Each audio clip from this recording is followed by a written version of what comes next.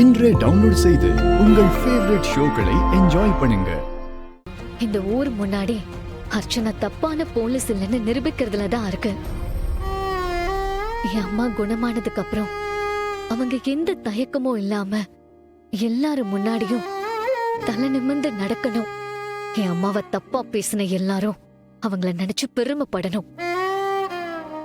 என் சித்தி ரித்திகா இப்படி எல்லாரும் என் அம்மா எப்படிப்பட்டவங்கன்ற உண்மையை தெரிஞ்சுக்கணும். அது மட்டும் இல்ல, நீங்களும் உங்க அப்பாவும் சேரணும். இந்த வீட்ல இருக்கிற எல்லாரும் உங்களை ஏத்துக்கணும். இங்க உங்களுக்கான அங்கீகாரம் கிடைக்கணும். இதெல்லாம் நல்லபடியா நடக்கிற வரைக்கும் என் கவனம் வேற எது மேலயும் இருக்காது சிவா.